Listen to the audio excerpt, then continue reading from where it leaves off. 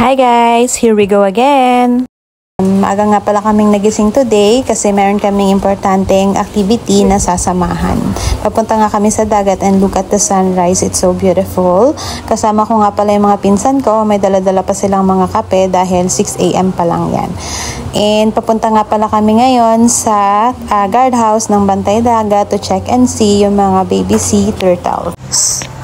May batch kasi ng eggs na nag-hatch na and nakaschedule silang pakawalan today. Yan nga pala yung mga personnel ng Bantay Dagat dito sa aming barangay and their goal is to save the marine turtles. Ito nga pala guys, yung mga cages na pinagbabaunan ng eggs ng mga sea turtles. So ang egg season nga daw pala is from October to January and meron silang iilan na nakukuha ng February. So ito nga pala yung mga hatchlings guys, from mga eggs na binaon ng January 2, out of it 88, 62 lang yung na-hatch. Sinubukan ko nga palang hawakan yung hatchling kasi first time ko makakita ng ganito kaliit na sea turtles and look at them guys, they are so cute. At itong isa naman ay mukhang nag-enjoy pa. Mga eggs pa rin to guys na binaon ng January 29, 68 pieces. Na-curious and interested nga pala ako sa activity na to. That's why I asked every detail sa process from pag-collect ng eggs until sa pag-hatch and pag-release ng mga hatchling. To tell you honestly, nahiya talaga ako sa sarili ko kasi taga-barangay Wasig ako and hindi ko alam na may ganito palang activities dito sa amin. So, thank you nga pala kay Kuya Francis Manalo, kay Sir Danilo Martin, kay Tita Aileen, sa pag-educate sa akin and for giving me the opportunity to know everything, especially the process of this special activity. And also kay Ninang Eden for giving me a kickstart details.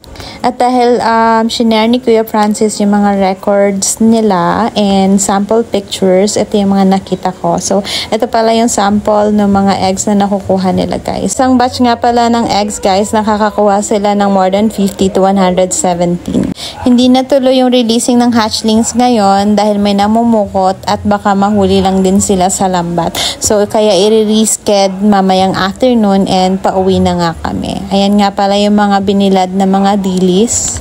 Alas 4 na nga pala ng hapon guys and pabalik na ulit kami sa guardhouse ng Bantay Dagat. Kasama nga pala namin si Kuya Didoy and may nahuli nga pala sa pukot kanina na sea turtle.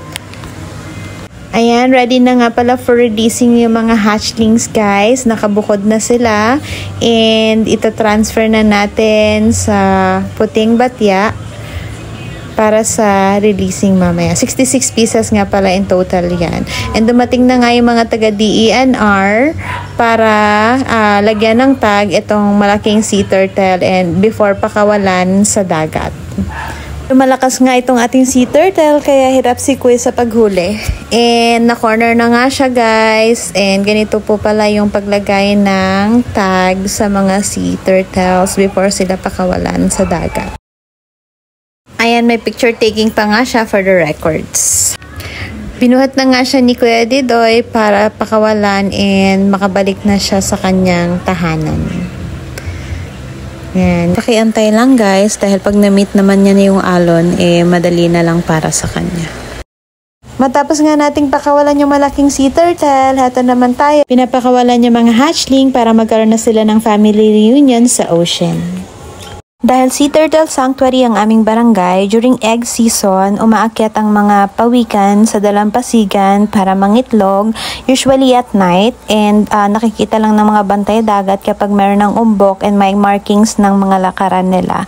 Binabaw nila yung mga eggs na nakukuha nila and nag-wait sila after 2 months para sa hatching ng eggs. At dahil tapos na nga ang activity, nagpaalam na kami sa mga Bantay Dagat at naglalakad na rin kami pa uwi. Flexing this pretty videographer of mine, my cousin. That's all. Okay, bye!